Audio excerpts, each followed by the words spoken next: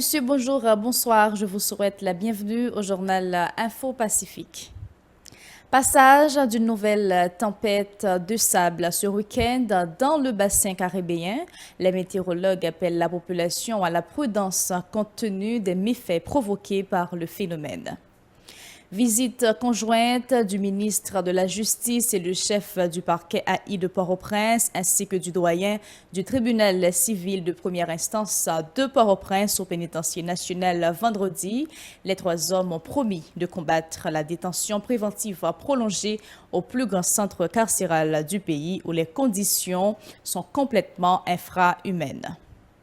Le directeur général du Centre ambulancier national condamne fermement des attaques perpétrées sur des convois de l'institution dans plusieurs régions du pays. Alors que le ministère de l'Éducation nationale se dit fin prêt pour la réouverture des classes le 10 août prochain, des syndicats d'enseignants menacent d'entrer en débrayage pour exiger de l'État haïtien le paiement de plusieurs mois d'arriérés de salaire. À l'étranger, la présidentielle au Côte d'Ivoire suscite d'ores et déjà pas mal de tensions après l'annonce de la candidature d'Alassane Ouattara. Restez avec nous.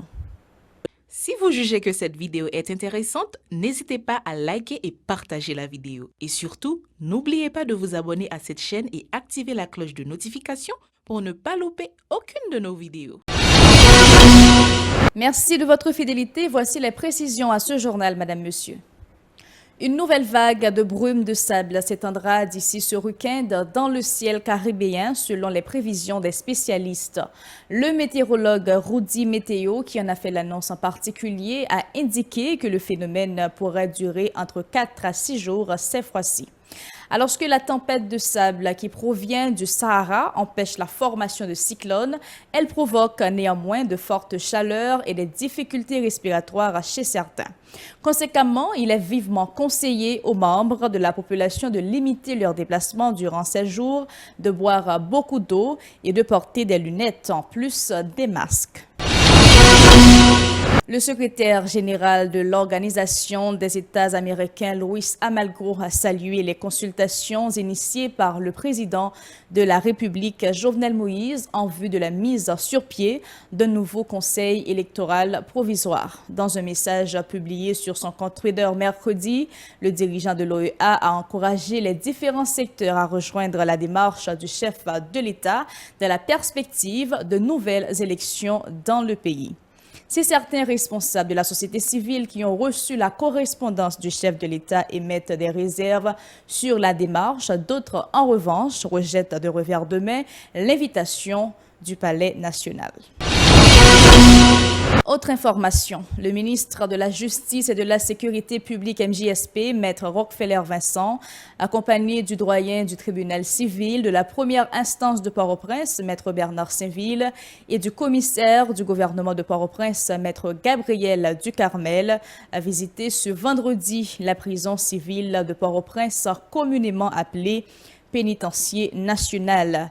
Après s'être adressé à certains détenus, le titulaire du MJSP a promis de lutter contre la détention préventive prolongée qui, selon lui, reste l'un des plus grands défis dans le système judiciaire haïtien. Rockefeller Vincent au micro de Moïse Saint-Éloi et David Mercius. Nous avons comme mission, non seulement pour nous capables de combattre l'insécurité foncière, combattre la détention préventive prolongée, mais de réduire le taux de la criminalité. C'est pour ça que je viens là à terre. Je viens visiter le pénitencier national pour nous capable de voir dans quel état que les prisonniers ont trouvé. Nous connaissons que gagner des détenus qui sont dossier. Le commissaire du gouvernement, mettez-vous à l'œuvre pour que les gens soient jugés. Nous ne pas attendre que les policiers, eh bien, pour être capable de satisfaire nos amis, ils prennent un monde, l'arrêter et ils viennent la là sans dossier. Nous ne pas entendre que le commissaire du gouvernement ou pas de réquisitoire déformé pour juge d'instruction, ou pas de citation directe pour correctionnel, ou bien pas classé sans suite, et puis nous là dans la prison. C'est pas ça. C'est pas ça qui est justice. Justice, ça veut dire c'est arrêter mon nom pour ça que le fait, ou mettre en détention, et puis ou déférer bah juge qui pour capable tendre affaire. De son côté, Maître Gabriel Ducarmel indique avoir déjà élaboré un plan afin de lutter contre la détention préventive prolongée. Le chef du parquet de Port-au-Prince, qui se montre conscient des conditions infrahumaines dans lesquelles vivent les détenus, annonce des séances correctionnelles et criminelles spéciales. On l'écoute. Et quel que soit fait ou te ka reprocher au monde, li gen droit. D'ailleurs, le fait que dans prison, li poko condamné, c'est un présumé innocent. Et lors même qu'il t'a condamné, c'est un criminel qu'il t'a yé. Donc, en tant qu'humain, bon traitement pour le gagner. Donc, et ça fait nous-mêmes, nous avons regardé pour nous, dans quelle mesure que nous sommes capables de mettre bouchée double pour nous, si nous sommes capables de désengorger la prison. Nous avons une feuille de route en tant que commissaire du gouvernement que nous allons appliquer.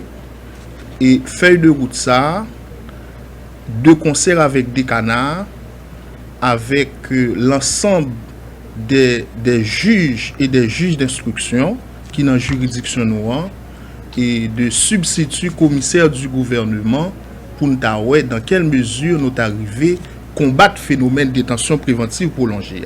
Nous allons organiser des audiences correctionnelles et criminelles spéciales et gain de dossiers. Alors, dans le niveau cabinet d'instruction, tout, l'un recevoir dossier, donc le même jour, n'a acheminé dans le cabinet et a un juge qui a tendé mon nom. Donc, s'il y a lieu pour le bail pour la bail, mais sous première comparution en tout, la loi permet que s'il n'y a pas d'indice contre mon nom, il voyait l'aller. Le doyen du tribunal civil de première instance de Port-au-Prince, Bernard Saint-Ville, se plaint de la montée des actes de violence au niveau du bicentenaire. La grève répétée des greffiers sont entre autres difficultés, leur empêchant de travailler au décongestionnement du pénitencier national.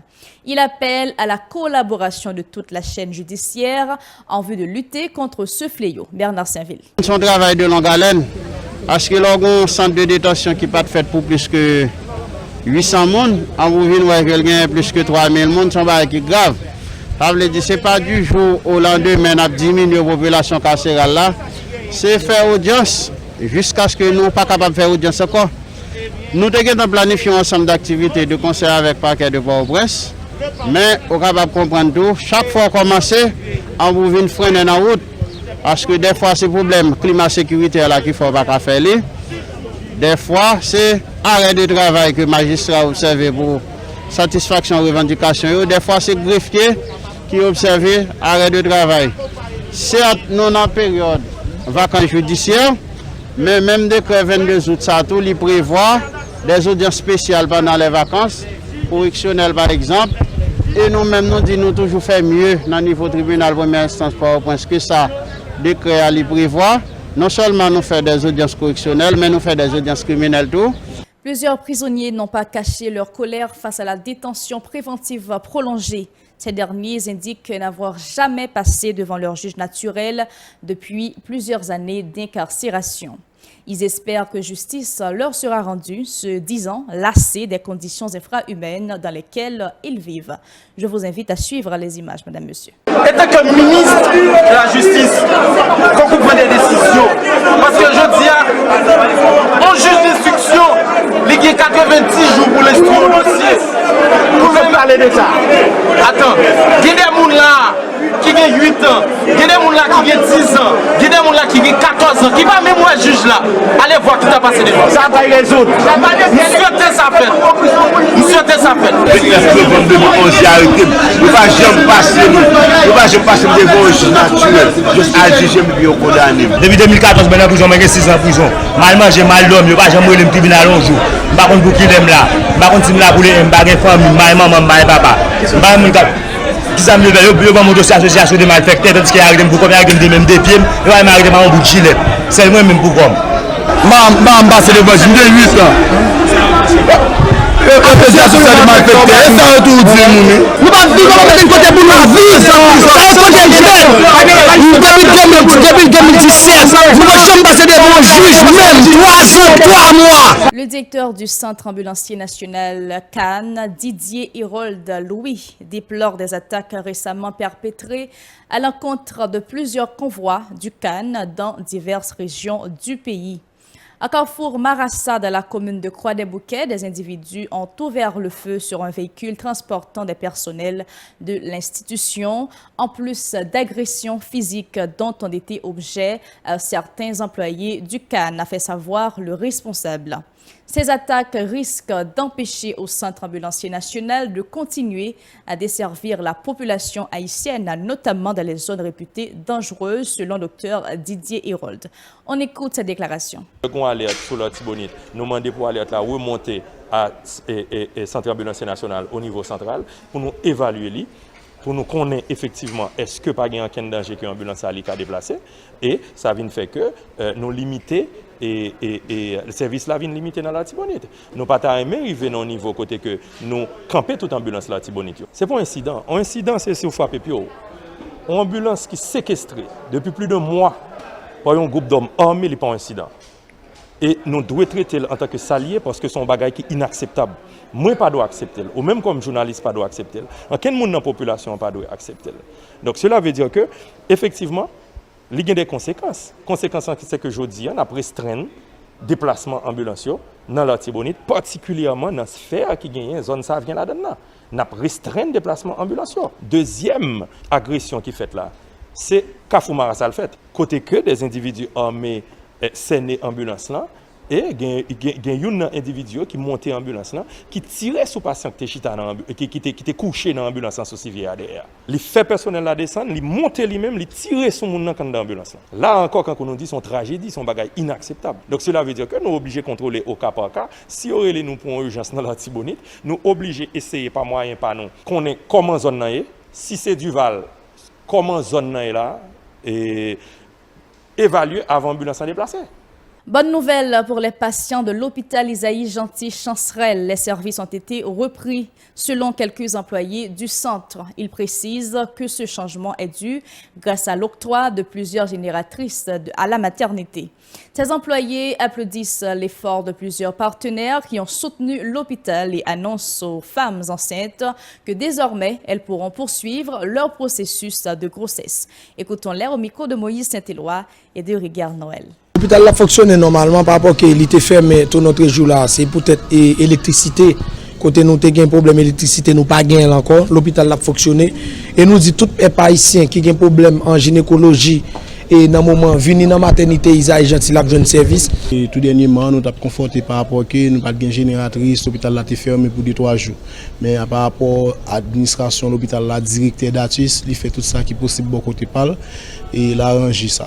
Parce que nous avons une génératrice qui a un problème de cerveau et bord et puis bon, nous avons arrangé ça, l'administration a arrangé ça. Il faut néanmoins souligner que quelques médecins du centre hospitalier menacent d'observer une période de grève à partir de ce samedi 8 août suite à une sanction infligée à d'autres collègues par un responsable de l'hôpital. Suivant. Nous apprenons côté quelques médecins qui ne veulent pas venir travailler dans le moment directeur qui les sanctionné là-dedans, ils ont décidé pour camper l'hôpital là samedi 8. Nous demandons secrétaire d'État à la population qui c'est Wilner Joseph. Nous demandons ministre de santé publique là qui c'est ministre Gretawa pour responsabilité parce que médecins c'est médecins nous pas pas de problème ensemble avec eux dès que dit à camper mais pas oublier directeur médical là lui-même. C'est lui-même qui chef yo, c'est lui chef yo dans le moment s'il prend sanction contre yo, m'pa arrêter quoi décidé pour camper l'hôpital là. Dans le pays, il n'y a pas vraiment de l'hôpital l'État qui a fonctionné. Regardez la paix fermée, général fermé, ton d'autre l'autre côté fermé. C'est celle l'hôpital Isaïe Gentil-Chancerelle, population gagne, qui a service dans la société. Et service n'a pas c'est pas pour les gens qui gagnent déjà, c'est pour les gens qui sont vulnérables. C'est pour les gens qui sont vulnérables, qui n'ont pas de corps pour aller dans l'hôpital. Nous demandé avec tout docteur yo, par rapport à la compréhension, yo, sagesse, yo, parce que yo même tout, force yo fort dans l'hôpital là, parce que sans eux même l'hôpital là pas fonctionner. Parlons éducation à présent. Yvel Admettre, secrétaire général de l'INE, informe d'un arrêt de travail par les professeurs des écoles publiques le lundi 10 août, date prévue pour la réouverture des classes. Le syndicaliste se plaint des arriérés de salaire des enseignants, ce qui, selon lui, constitue leur principale revendication. On l'écoute. Nous tout est toujours saisi, ouais, comment le ministre Kadek Léoné dans la radio, Jean nommé professeur, nommé plusieurs milliers de professeurs. Et puis, les budgets 2019-2020 sortis, ils ont coupé le budget de plusieurs milliards de gouttes. Qui donc, pendant que plus de professeurs pour payer, ils ont diminué le budget. Nous avons interprété ça comme une volonté manifeste, méchanceté pour ne pas payer les professeurs, ou bien comme un signe d'incapacité. Et deuxième thèse, nous pas tellement qu'aimer, nous plus quoi c'est volonté méchante qui gagne pour ne pas payer les professeurs. C'est ça qu'on entendait.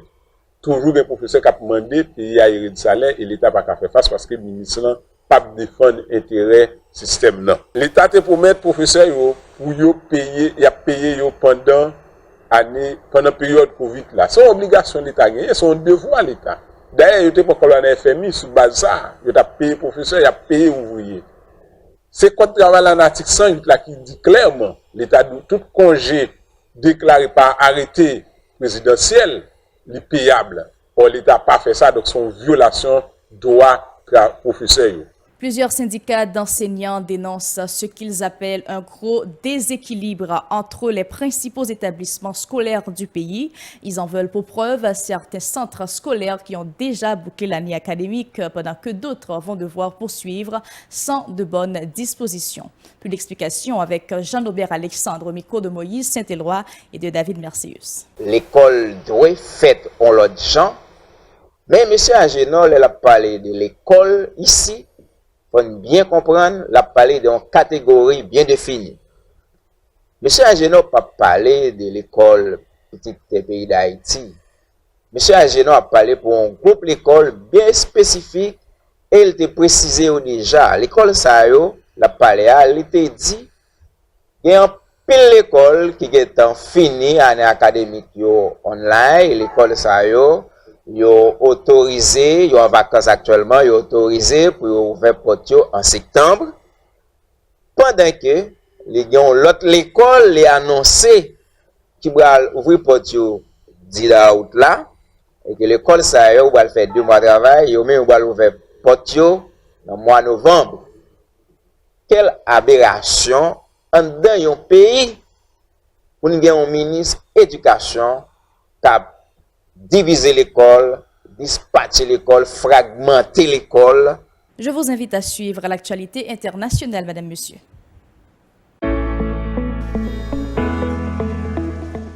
Oh, voisine, quand on va là? On peut comme transfert m'a chercher depuis matin, oui. Comme si vous pas dans des nouvelles là, BNC a Cam Transfert décidé de marier compétences et expérience pour résoudre tout problème transfert.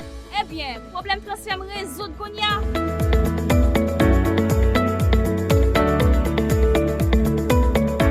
Je dis même, au cas des familles ou amis qui l'autre bord de l'eau, pour faire tout transfert pour un Cam Transfert. Ou ka vin prendre dans BNC sans problème. Ou bien tout, faire déposer sous compte dollar dans BNC. C'est ça le côté où gain garantie ou a besoin de plus bon service. BNC, l'expérience au service de toutes les générations. Dans l'international, la présidentielle au Côte d'Ivoire, un scrutin sous très haute tension, l'annonce de la candidature d'Alassane Ouattara à la présidentielle, une campagne tendue. Les opposants jugent illégale et exigent le retour de Laurent Gbagbo de la bataille électorale. Alassane Ouattara a mis fin au suspense sur ses ambitions présidentielles. Je suis candidat à l'élection présidentielle d'octobre 2020, a annoncé jeudi 6 août l'actuel chef de l'État ivoirien, choisissant le 60e anniversaire de l'indépendance de son pays pour se déclarer. Et puis, Washington lève son avertissement aux Américains souhaitant se rendre à l'étranger. Les États-Unis ont assoupli jeudi leurs recommandations concernant la situation sanitaire mondiale. Les Américains ne sont plus appelés à éviter tout voyage à l'étranger, mais doivent tout de même rester prudents, demande le département d'État. Washington assouplit sa politique concernant les voyages à l'étranger. Les États-Unis ont annoncé jeudi 6 août lever leurs recommandations, appelant les citoyens américains à éviter tout voyage à l'étranger en raison de la pandémie de la COVID-19. La diplomatie américaine a fait savoir dans un communiqué qu'elle traiterait désormais à nouveau au cas par cas chaque pays, pointant une amélioration de la situation sanitaire dans certains d'entre eux. Les conditions de santé et de sécurité s'améliorant dans certains pays et se détériorant potentiellement dans d'autres, le département d'État américain a indiqué revenir à son système précédent de conseils aux voyageurs basés sur les risques présentés par chaque pays. Nous continuons à recommander aux citoyens américains de se montrer extrêmement prudents lorsqu'ils se rendent à l'étranger en raison de la nature imprévisible de la pandémie, a-t-il toutefois rappelé. C'est la fin de ce journal, Madame, Monsieur. Merci de l'avoir suivi. Je vous invite à nous suivre sur Facebook, sur Twitter, Instagram, YouTube et radio-télépacifique.com ou sur Télé Haïti, chaîne 54 et Canal+, chaîne 182. Bon week-end à vous.